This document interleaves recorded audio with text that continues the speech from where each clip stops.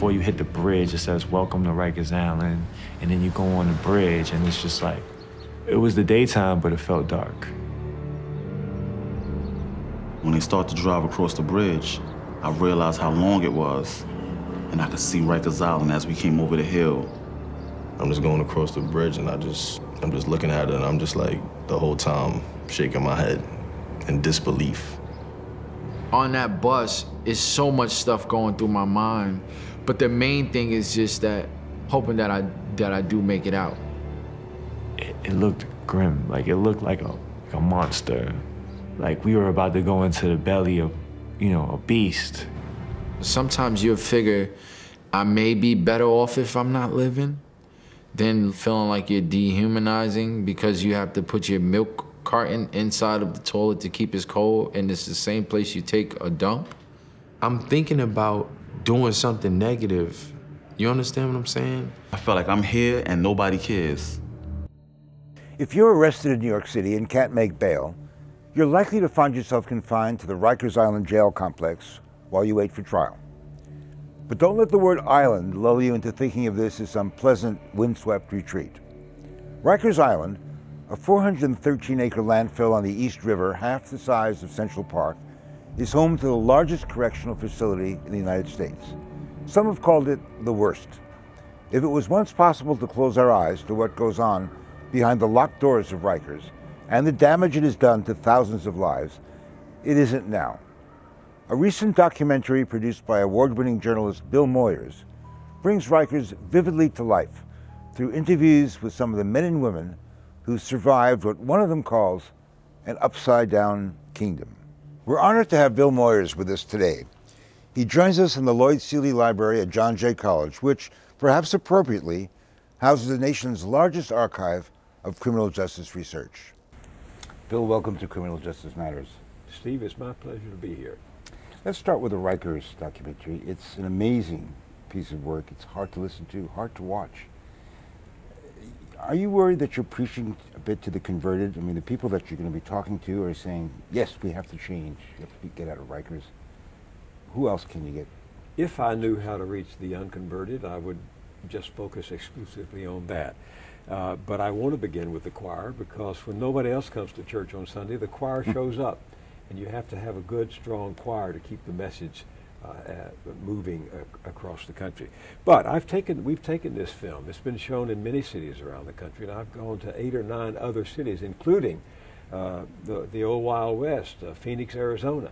And in Phoenix, we had a large turnout for the film, and we had former prosecutors, corrections officers, activists, ACLU, and others in the audience.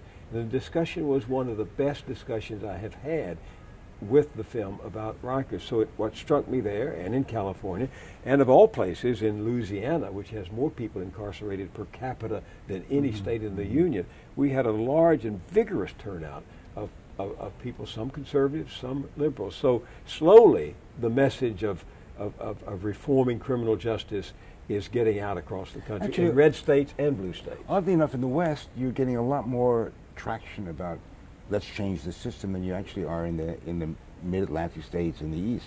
The reason for that is because we don't get much press back here about it, but many of those Western states have serious problems with overcrowding, with recidivism, with other problems that make bigger news in small states than they do in the state of New York, for example. California's county jails are some of the most violent and most crowded in the country. So they're very concerned about criminal justice reform, the reform of the system, and not just of one prison or one aspect of the system.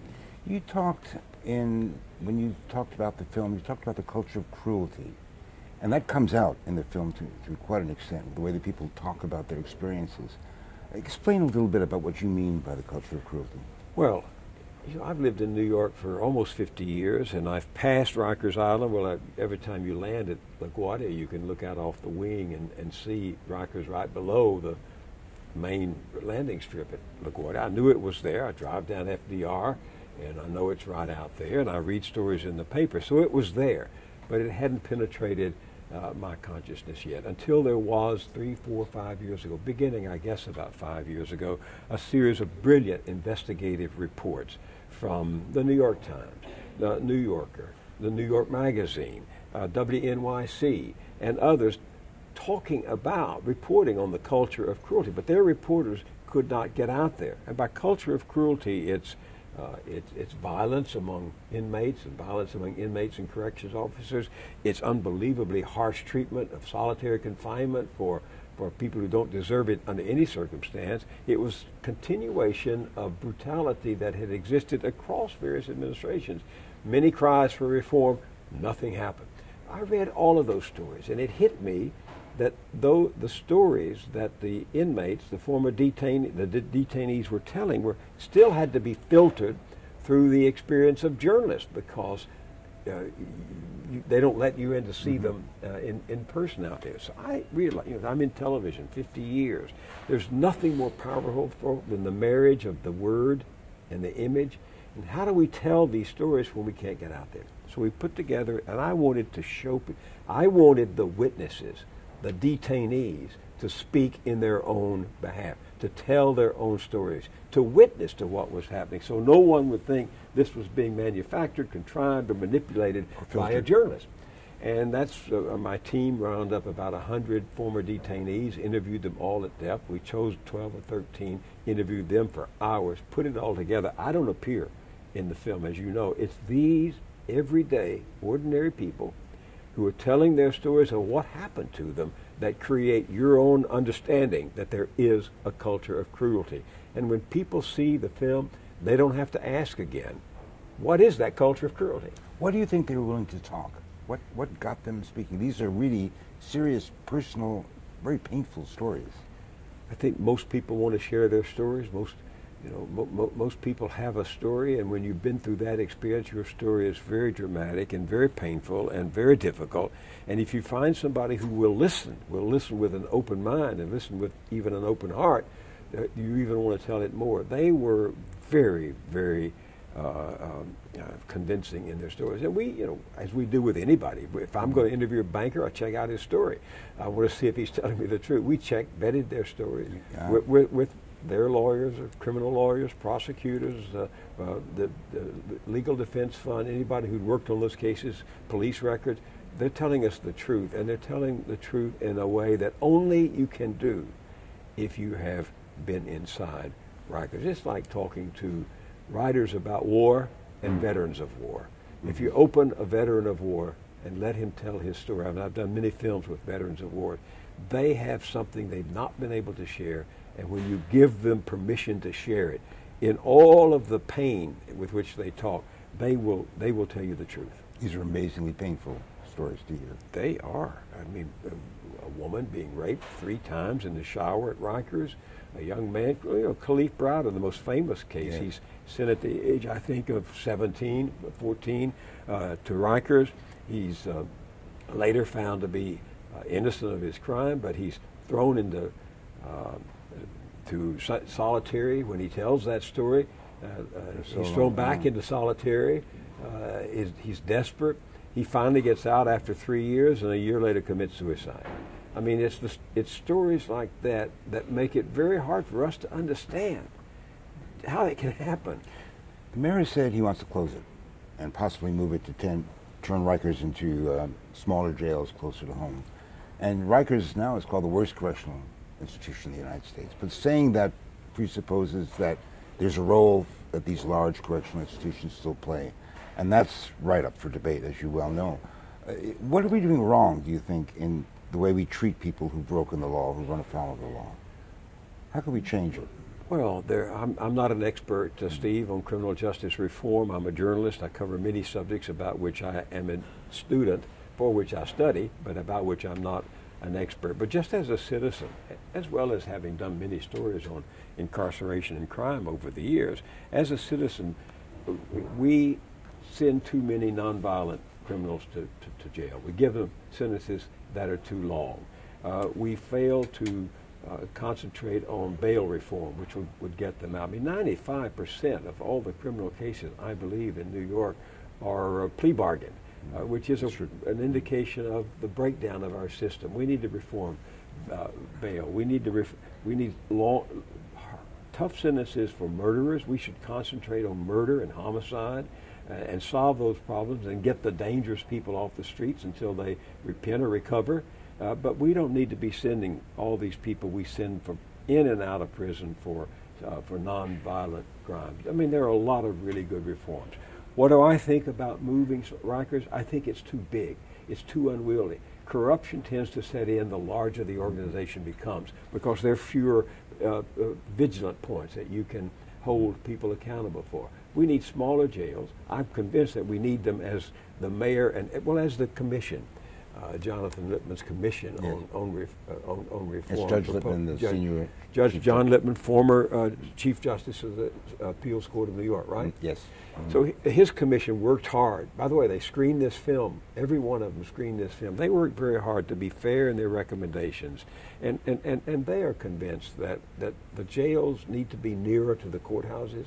I mean, the press has done a disservice by talking about putting these jails in residential areas and communities.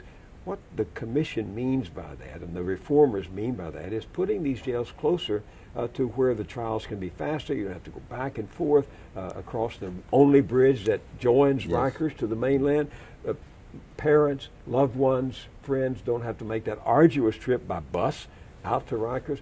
Put them near the courts where the process can be streamlined.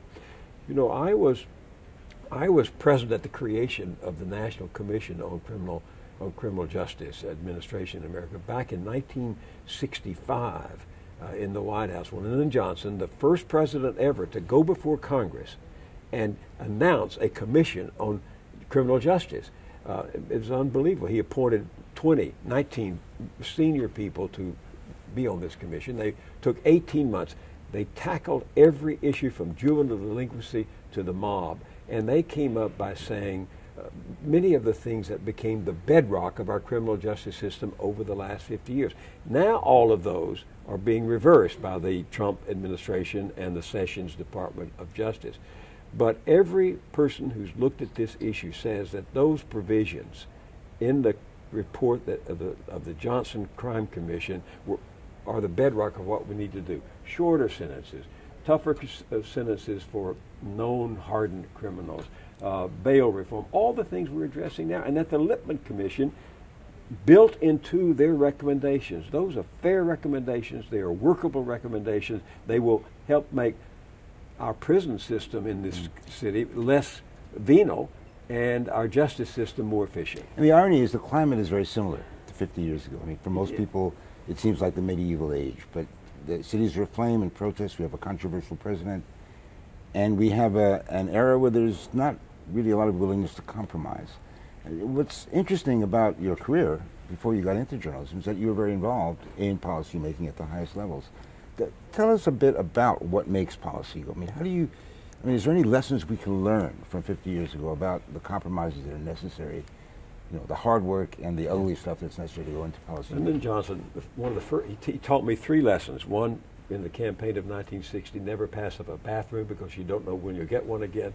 Second, always eat breakfast because it may be your last meal of the day. And third, Bill, he said, a man's information is no better, a man's judgment is no better than his information. Data is the backbone of reform. You've got to know what's happening. Do you know when we put the President's Commission together in 1965, March of 1965, we had no national data on crime. Yes. There was no way to gather the statistics about what was happening in our states and cities. And the first thing the commission did was, the first thing President Johnson told the commission was, I want the data. I want to know how many crimes are being committed in every city and every state in this country, which crimes are receiving the longest sentences. We've got to know enough to base good judgment on.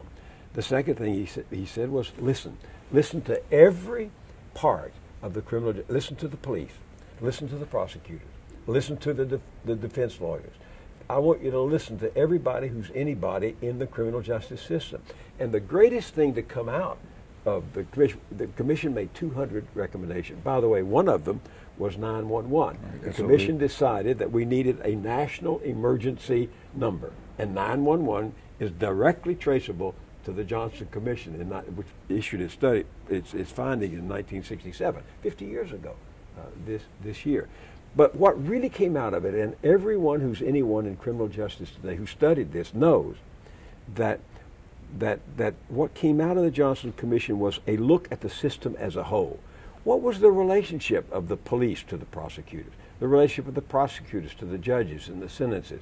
They didn't know how local police connected to the FBI connected to state troopers in Texas. We did not consider criminal justice as a system.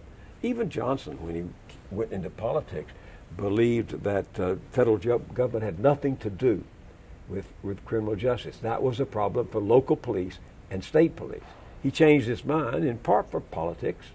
I mean, Barry Goldwater ran against him in 1964, claiming Johnson was soft on crime. Right.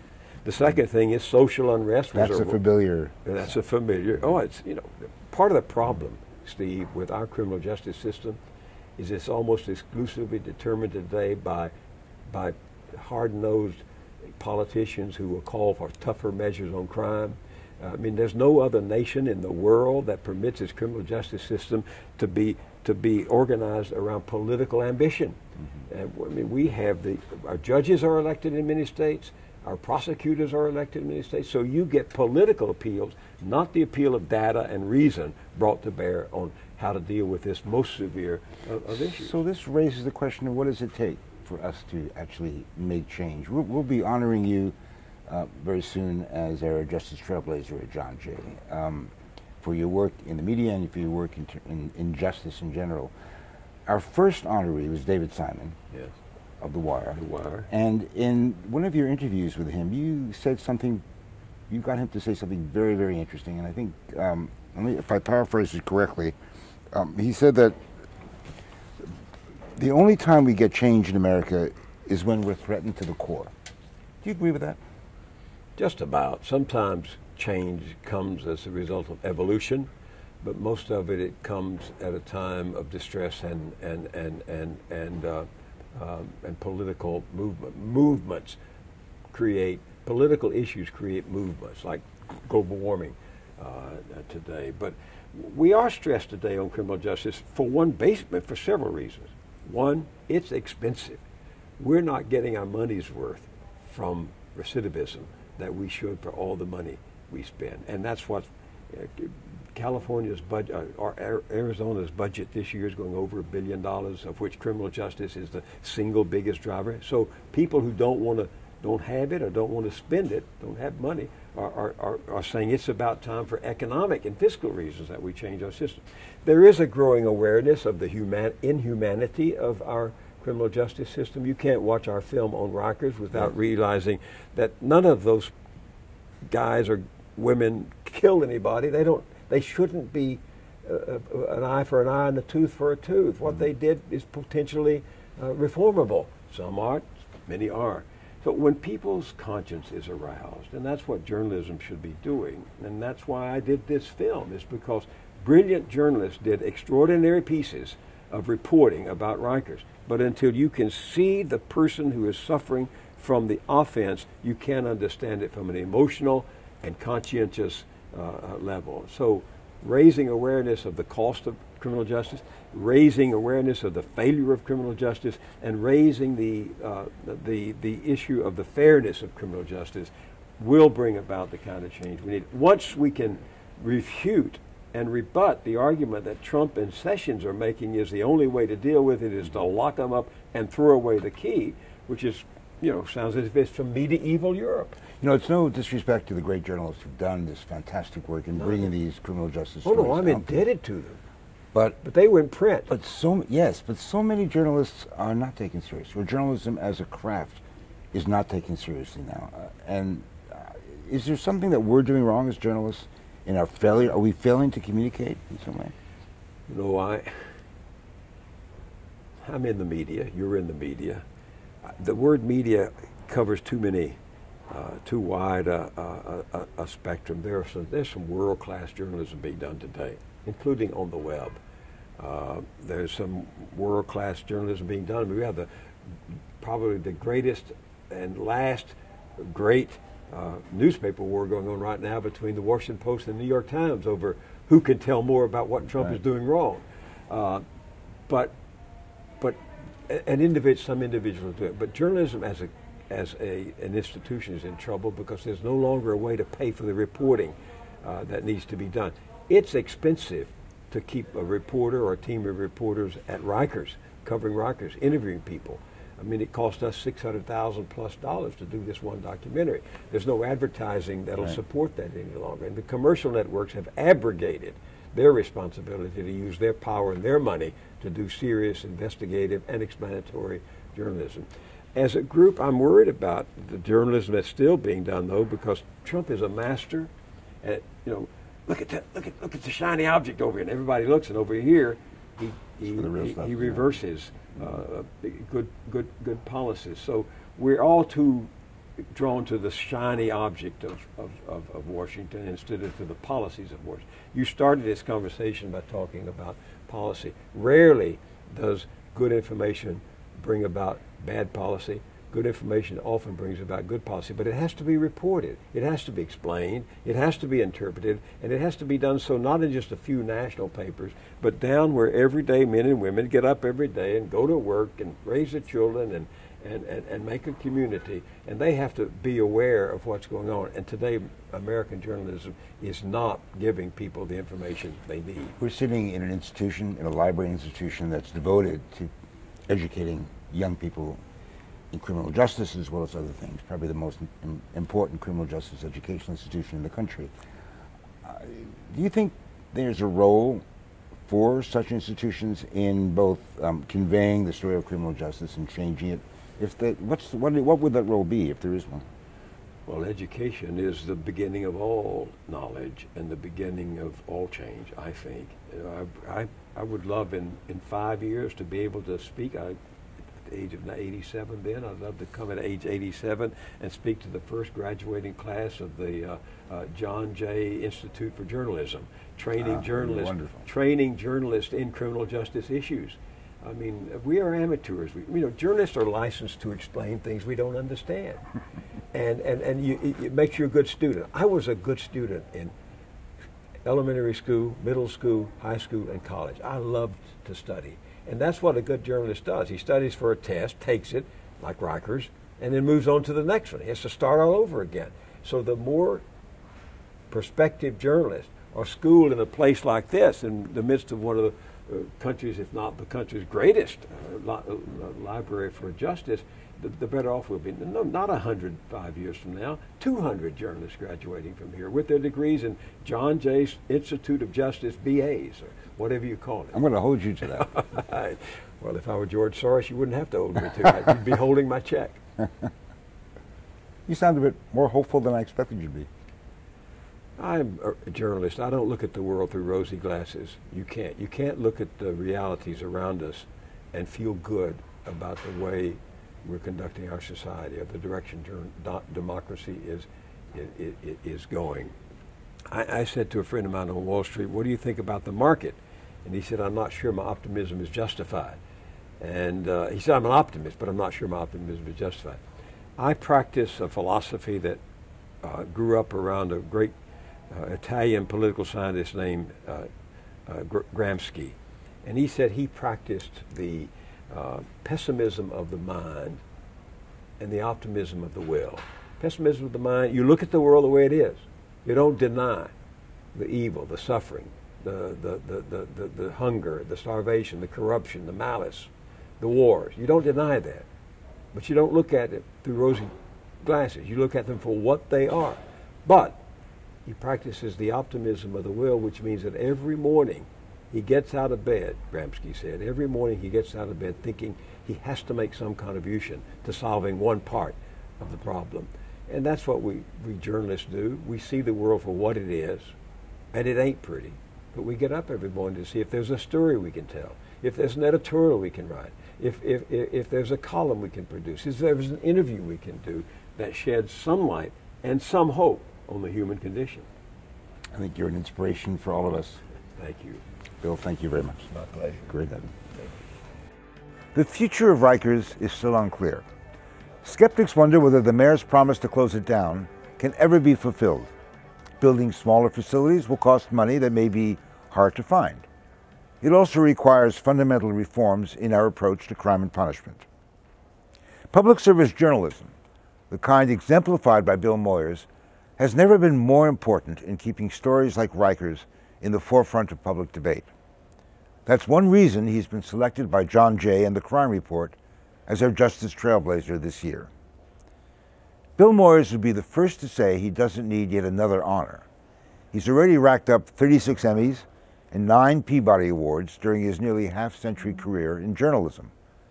But that long career is a symbol and an inspiration for thousands of other journalists in small communities and large cities around the country who are determined to tell truths about our criminal justice system.